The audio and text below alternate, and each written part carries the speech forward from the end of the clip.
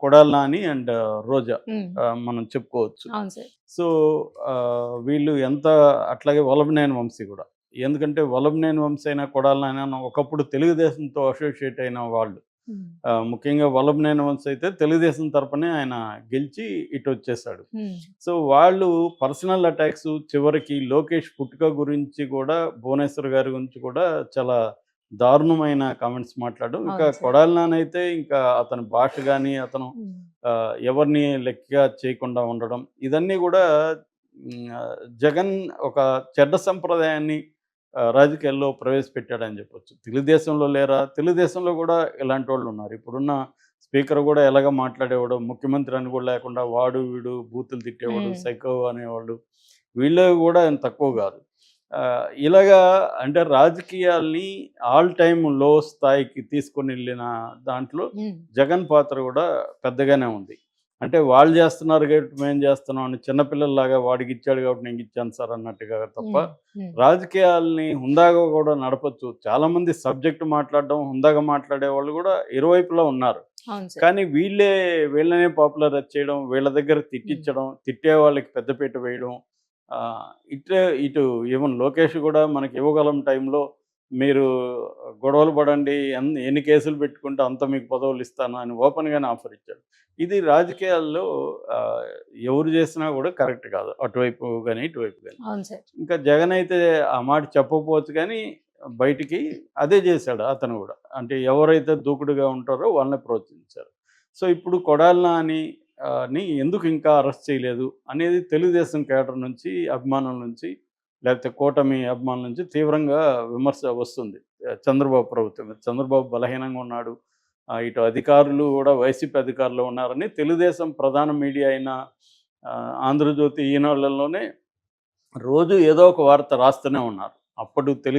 అప్పుడు వైసీపీ అధికారంలో ఉన్నప్పుడు ఏ అధికారులైతే విపరీతంగా రెచ్చిపోయి ఇటు కేడర్ మీద తెలుగుదేశం, జనసేన కేడర్ మీద దాడులు చేసి వాళ్ళని అరెస్టులు చేసి ఇలాంటివి చేసిన పోలీసు అధికారులు కావచ్చు, ఐఏఎస్‌లు కావచ్చు, వాళ్ళే ఇప్పుడు గూడా రాజ్యమేలే పరిస్థితి ఉంది. నిన్న గూడా వ్యవసాయ శాఖలో ఒక అధికారి లంచాలు తీసుకొని ఎలా వేధిస్తున్నాడనేది హ్మ్. ఈనాడులో వార్తొచ్చింది.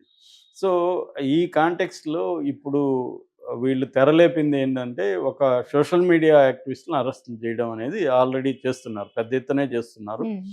సో, దాంట్లో ఇప్పుడు చాలా కోర్టులు గూడా ఇన్వాల్వ్ అవుతున్నాయి. నిన్న గూడా హైకోర్టు పోలీసుల మీద చాలా తీవ్రమైన వ్యాఖ్యలు చేసింది. ఎందుకంటే పోలీస్ స్టేషన్‌లలో పెట్టుకొని వీళ్ళని ఈ కార్యకర్తల్ని టార్చర్ చేస్తున్నారని వైసీపీ నాయకులు గావచ్చు, ఫ్యామిలీ మెంబర్స్ గావచ్చు కోర్టుకి చెప్తుంటే ఆహ్, ఆ ఫుటేజ్ ఇవ్వమని కోర్ట్ అడుగుతుంటే ఇప్పటివరకు పోలీసులు ఫుటేజ్ ఇవ్వట్లేదు. ఏదో ఒక కారణం చెప్తున్నారు. సో, అంటే సీసీటీవీలు పోలీస్ స్టేషన్‌లో కంపల్సరీ ఉండాలి. హ్మ్. అదే పోలీసులు మన ఇళ్ళ దగ్గర గాని, ఆఫీసుల్లో గాని సీసీటీవీలు లేకపోతే హ్మ్. సీరియస్‌గా మన మీద ఆహ్, అవును సార్.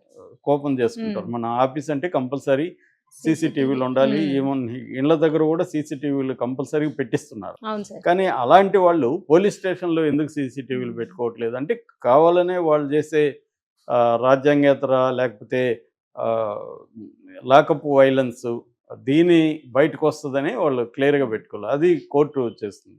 సో, తెలుగుదేశం కూటమి ఆ మేరకి జాగ్రత్త వహించాల్సిన అవసరం ఉంది. హ్మ్. వాళ్ళు అరెస్టులు చేయొచ్చు. గతంలో వ్యక్తిగతంగా వీళ్ళ మీద దాడులు చేసిన వాళ్ళని అరెస్ట్ చేయడం తప్పులేదు. ఎందుకంటే అది ధోరణి కరెక్ట్ కాదు.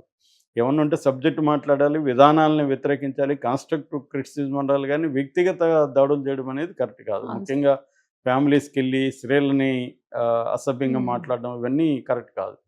కానీ అరెస్ట్ చేసే క్రమంలో మళ్ళీ అక్రమ అరెస్టులు, అక్రమంగా వాళ్ళని కొట్టడం అప్పుడు జగన్ ప్రభుత్వానికి, ఈ ప్రభుత్వానికి తేడా లేకుండా పోతుంది. అవును సార్. జగన్ ప్రభుత్వంలో అరాచకాలు జరిగినాయని వీళ్ళు విమర్శించి హ్మ్. ప్రజల్ని కన్విన్స్ చేసి అధికారంలోకి రావడానికి అది కూడా బలంగా హ్మ్. పనిచేసింది.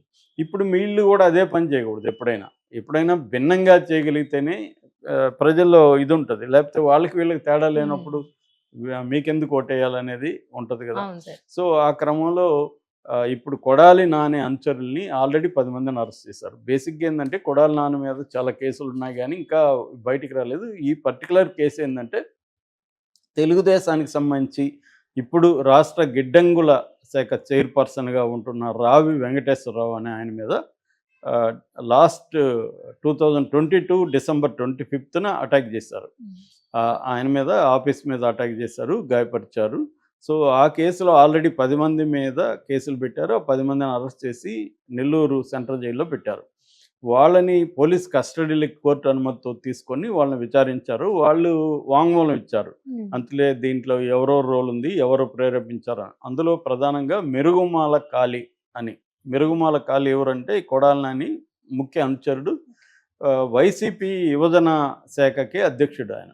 సో, అతను విపరీతంగా కొడాలి నాని తరపున అరాచకాలు చేశాడనేది అతని మీద ఆరోపణలున్నాయి. అతను ఈ ప్రభుత్వం అధికారంలోకి రాగానే అస్సాం పారిపోయాడు. సో, ఇప్పుడు ఇన్ని రోజులు దొరకలేదు. ఈరోజు దొరికాడు. అక్కడి నుంచి తీసుకొస్తున్నారు. ఈరోజు కోర్టుకు పెట్టే అవకాశం ఉంది. సో, అతను వస్తే ఆల్రెడీ వాంగ్మూలాలు ఇచ్చిన వాళ్ళ అనుచరులు వాంగ్మూలాలు ఇచ్చారు కదా! ఆ వాంగ్మూలాల్లో కూడా క్లియర్‌గా కొడాలి నాని రోల్ ఉందనేది వాళ్ళు చెప్పారు. అట్లాగే తెలుగుదేశం ఆఫీస్ మీద దాడి కేసులో కూడా కొడాలి నాని పేరుంది. ఆల్రెడీ దాంట్లో చాలామందిని అరెస్టులు కూడా చేశారు. సో, ఇప్పుడు కొడాలి నానిని ఈరోజు అరెస్ట్ చేసి ఒక న్యూ ఇయర్ గిఫ్ట్ లాగా ఇద్దాము వైసీపీకి అన్న ప్లాన్ ఉన్నట్టుగా చెప్తున్నారు. ఈరోజు ఈవినింగ్ లోపల కాళీని తీసుకొచ్చి కాళీతో పాటు ఇతన్ని కూడా అరెస్ట్ చేస్తారు అన్న వార్తలు వస్తుంది. గతంలో కూడా ఇలాగా 4, 5 సార్లు వచ్చాయి. కొడాలి నాని ఈరోజే అరెస్ట్ అని. బట్ అదేమి జరగలేదు. ఇప్పుడు ఏ స్థాయిలో జరుగుతుందనేది మనం చూడాలి. రెండోదేందంటే ఒక పద్ధతిగా వెళ్తున్నట్టుగా కూడా అర్థమవుతుంది. ఎందుకంటే చంద్రబాబు ముందు నుంచి కూడా ఏందంటే రివెంజ్ పాలిటిక్స్‌కి ఆయన జనరల్‌గా దూరంగా ఉంటాడు. కానీ ఈసారి ఏంది ఆయన మీద కూడా ఇటు లోకేష్ ఒత్తిడి ఉంది. ఇటు పవన్ కళ్యాణ్ ఒత్తిడి. పవన్ కళ్యాణ్‌కి రివెంజ్ పాలిటిక్స్ గట్టిగానే ఉన్నాయి. లోకేష్‌కి స్ట్రాంగ్‌గా ఉన్నాయి.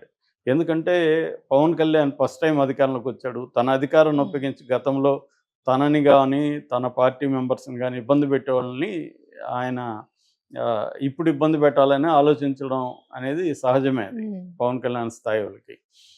సో, కాకపోతే ఏందంటే పవన్ కళ్యాణ్ కూడా ఆలోచించుకోవాల్సింది వాళ్ళలాగే మనం బిహేవ్ చేస్తే మనకి వాళ్ళకి తేడా ఏముంటది? అంటే పవన్ కళ్యాణ్ గతంలో ఏంది ఒక్కొక్కడిని వాడిని ఈడ్చుకొని వస్తాను, కడ్రాయిడ్‌తో తీసుకొస్తాను ఇలాగంతా స్టేట్మెంట్లు ఇచ్చాడు. అంటే రాజకీయాల్లో ఏందంటే ఒక్కొక్కసారి రాడికల్‌గా మాట్లాడకపోతే ప్రజలు లేకపోతే అభిమానులు లైట్ తీసుకుంటారు. కాబట్టి వాళ్ళని రెచ్చగొట్టే విధంగా మాట్లాడాలి అనేది ఒకటొచ్చేసింది. ఇప్పుడు ఏందంటే ఎవరికి ఏ పొలిటికల్ పార్టీకి బేసిక్ ఎసెన్స్‌లో తేడా లేదు. వాళ్ళు ఏ ఐడియాలజీ చెప్పినా ఫైనల్‌గా పవరే ఐడియాలజీ. పవర్ కాని ఐడియాలజీ ఏదీ లేదు. పైకి హిందుత్వానో, కులమో, ప్రాంతమో, ఇంకోటో లౌకికమో ఇవన్నీ మాట్లాడతారు గానీ ఎసెన్స్ ప్రాక్టీస్ గాని మనం చూస్తే ఎవరికేం లేదు. బీజేపీకి కూడా హిందుత్వం కంటే కూడా అధికారం ఇంపార్టెంటు.